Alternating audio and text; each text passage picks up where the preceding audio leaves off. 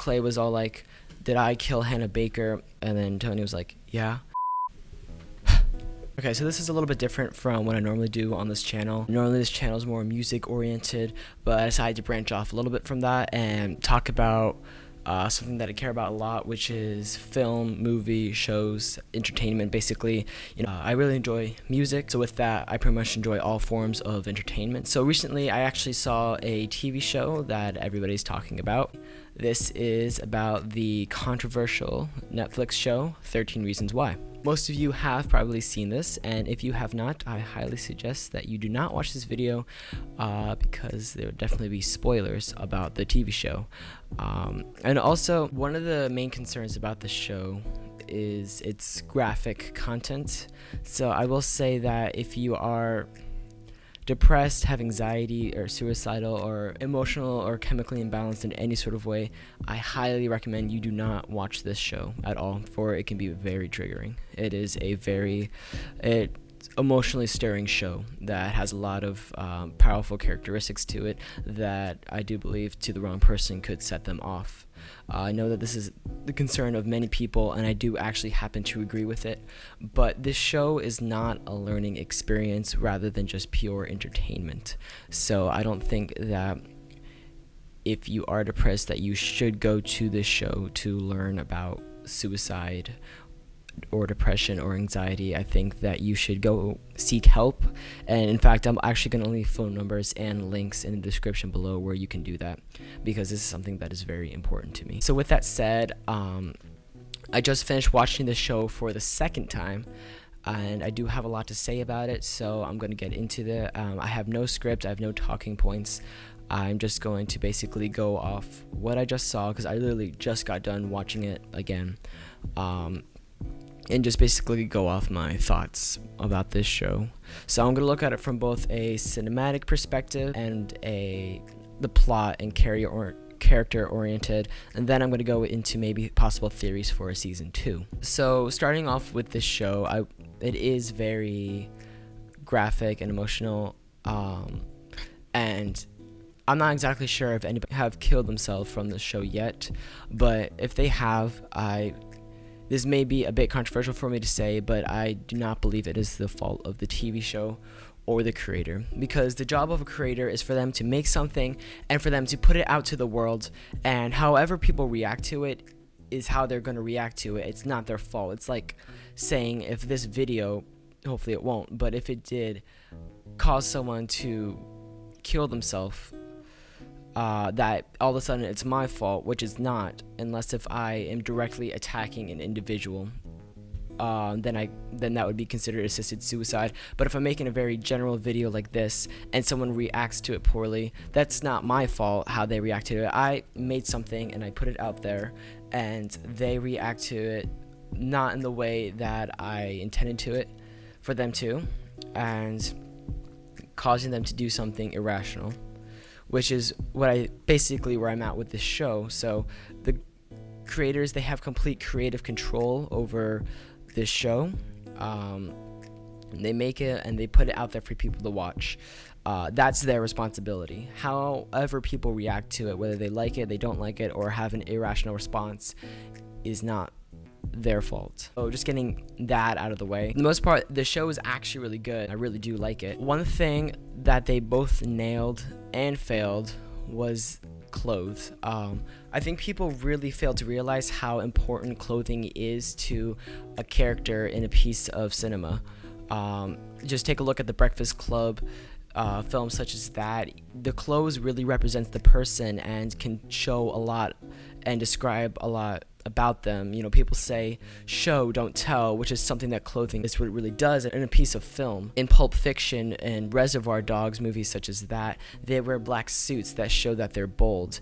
In the movie Fight Club, Tyler's pornographic t-shirt shows that has a stick it to the man sort of attitude. In The Breakfast Club, like as I stated earlier, each person has their own clothing to really represent where their cliques are, only to have the viewers realize that we were wrong with our preconceived notions about them, which is what really brings it out more. So clothes really do matter. So if you look in the show, Justin Foley, he's wearing his Letterman's jacket, which I really think shows, you know, he's an athlete, of course, and I also think that shows that he comes from a poor family, right?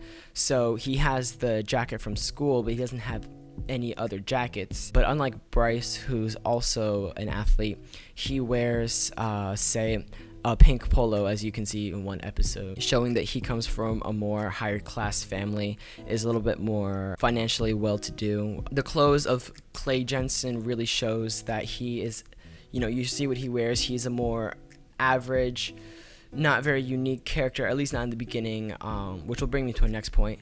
You know, the bandage shows that he's more of a goofy, imperfect person. So they nailed that part, but one thing that they really failed, and that especially with like the product placement, is Clay Jensen, you can see him wearing Beats headphones, so they have everything else down, it really brings out his character, and then they have him wear this brand all the time, and it's just such a big eyesore, especially in the shot, because a lot of shots that they had of him listening to the tapes were very good shots, but you can't pay attention to really anything else but the Beats headphones, which I didn't really like that about it. I think they should have used something that you don't pay attention to, because you're not supposed to pay attention to the headphones. That's not what that is about. That's not what that scene's about, but that's what you end up paying attention to, which I think draws attention from what is actually important in that shot. And speaking of shots in the films, the show had a lot of really good shots and a lot of static shots, but I think they did it on purpose because the show is not supposed to really revolve around the cinematography rather than the plot and acting, which I think they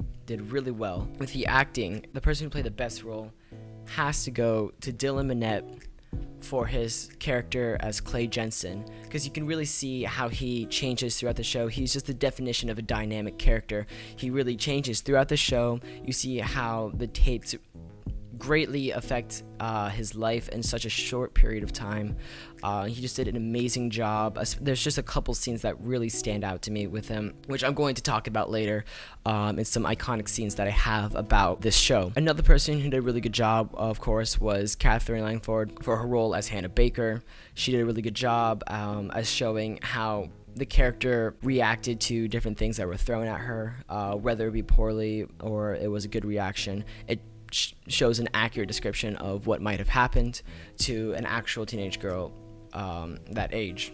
But there's just a couple scenes that, you know, really stand out to the viewer emotionally, or whatever they're trying to depict in that scene. Some that really stood out to me especially were where he's asking Tony for the slow song he played at the dance.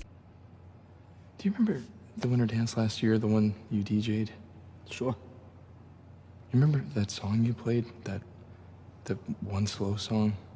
That one slow song. I'm gonna need some more, Clay. It was the most amazing song. The actual dance itself. So I guess we should.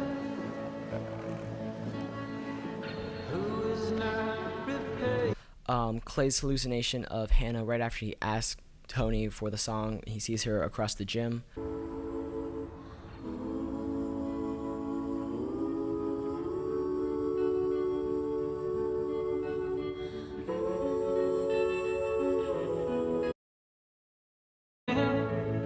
Take me back to the night we met.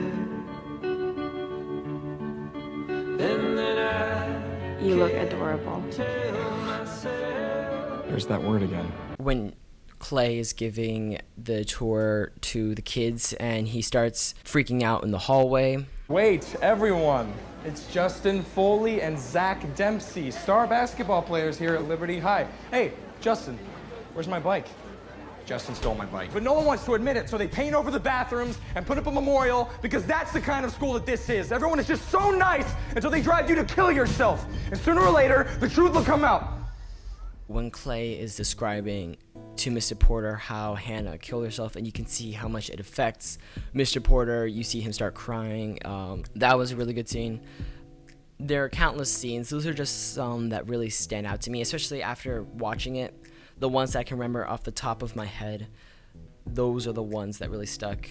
Clay fighting Bryce, you know, a lot of scenes that they just did really well in the show, and I applaud them for that. So the actual plot, I'm gonna get into with each character, and some problems that I may have had with the plot, because it can be a little frustrating, but this is separate from the show itself. This is just my personal opinion about it. I think the character Tony, while I really do like him, I don't think his character is very realistic. Of course it's a TV show, but you know, how secretive he is about something this big is not something that I would actually observe in real life. I don't think, well, I do really enjoy the character Tony, and if there's a season 2, I hope to see him again. There's some people that just didn't belong on the tapes, such as Ryan, Zach Dempsey, obviously Clay. Those individuals I don't think really actually belonged on the tapes. They have to live with that for the rest of their life. So, which brings me to the next thing.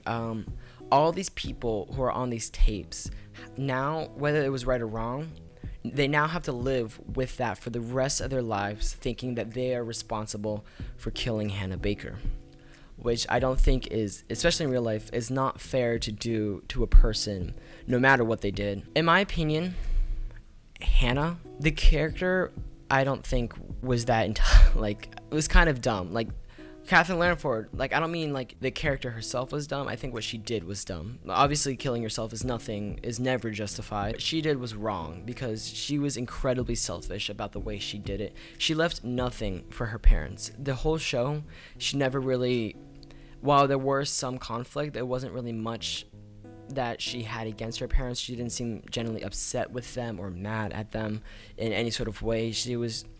Her parents, when she was alive, were sort of very static characters that she had no conflict with, and it really looked like she loved them a lot. So the fact that she didn't leave anything for them, no notes or made them a tape, was not cool of her and was very selfish. They didn't deserve that. They deserve to have a reason for why she killed herself. So my next thing is also that this goes for anybody. She was so set in what was happening to her right there and then that she forgot what was actually important in the scheme of life, because she was so focused on the problems that she had in high school that when she killed herself, she left tapes not for the people she cared about and not for the people she had to thank, but only for the people who caused problems in her life, which they don't deserve the explanation. The people who are there to help you and the people who are there to guide you, they deserve the explanation. And she was very set in her ways, and she was very focused on little things that happened to her, and it wasn't fair to the people who actually cared about her. And with the people caring about her, the whole story really does show that when someone kills themselves, how much of an effect it will have than they realize. While I do appreciate that, I do think it can be dangerous to a viewer who is suicidal. They may think that killing themselves will be the only way for other people to pay attention, which I want them to know that that is not true at all. And if you are feeling suicidal, please use the links in the description below, and I highly advise it. So that really bugs me. I think when people say that the show glorifies suicide, I don't think that's an accurate term. I think it does justify it as a revenge. There were some parts that I didn't like. Going back to Tony, Clay was all like, did I kill Hannah Baker knowing what you know? And then Tony was like, yeah. Even though, compared to everybody else, and even Hannah said this herself, Clay didn't really kill Hannah Baker. Nobody killed Hannah Baker. That bugs me that they say that. Nobody killed Hannah Baker but her. It wasn't their fault. It was just their fault that they pushed her to that point. But her killing herself was nobody else's fault but hers. Her not getting help was nobody else's fault but her. So the show overall, though, was really good. I think some of her reasons were a little teenager-y, like the list that Alex made, or when Ryan published the poem. It was anonymous. I know that it shows some people suspecting that it was her, but it was anonymous. Clay leaving. Season 2 is suspected to happen. I don't really know how to feel about this because, one, Netflix was very bold to make this show, and a very bold move that they could do is to let it be a standalone show and not do anything after. But they left a lot of questions unanswered, which I think is because they wanted to make a new one. And so some theories that I may have about it is I think everybody's suspecting it is revolving more around Tyler. And since they sort of showed him what appears to be planning for a school shooting, I have another theory that they're going to use the 10th. Now, correct me if I'm wrong, because I don't think I've actually looked into it, if this is a real thing. I just sort of took someone's word for it, but I think they made a 10th anniversary book where it's just a rewritten story where Hannah lives. I know I saw the Beyond the Reasons, and they said something about a different storyline where she lives, so they may go with that. So those are my only things I have to say about season 2. So I'm just gonna go into my conclusion about the show. The show is really good. You know, the actors are really good, and I really hope to see them again. I know I'm gonna see them in other pieces of work after this, especially the actor for Bryce. He said how hard it was to film the scene where he raised Hannah and Jessica, and I can imagine how hard that must be to film. So kudos to him for his acting. I hope to see him in other films, other pieces of work. Okay, one point I really wanted to talk about that they did really well in the show, sorry to like drag this on, was the sound mixing. That's one thing that was done really well, and the actual soundtrack. Each song was actually handpicked by Dylan Minnette and placed into the show, which they did a really good job. Some of the songs really stood out for the scene, such as Run Boy Run. Run boy run, this world is not meant for you. The Night We Met, obviously that one's gonna be really good. Okay, so The Night We Met, I actually didn't cry during the show at all. But after, I will admit, while listening to The Night We Met, it just really struck a chord in me, and I started, crying. Because the song is very emotional and perfectly placed wherever it appears. If you don't know which song I'm talking about, I'll play a couple seconds of it.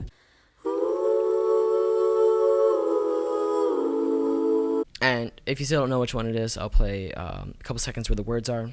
I've been searching for a trail to follow. So yeah, that song. Perfect song for the dance and perfect song for where it appears. It really brings out Clay's pain. It really amplifies it a lot. Visual too, really. Sorry, my camera freaked out on me and decided to stop recording for every reason 1,000 times. Those are just some of my favorite songs in the show, and the whole soundtrack is beautiful and perfectly placed, and I love it. Show, really good. Acting, really good. Casting, really good. Plot, really good. Cinematography is just okay, but it's not revolved around that. I highly recommend this show unless you have any sort of issues. So yeah, this is just a little change. I wanted to share my thoughts about this show. It's a very interesting show. So I hope you guys enjoy, and I'll see you next time.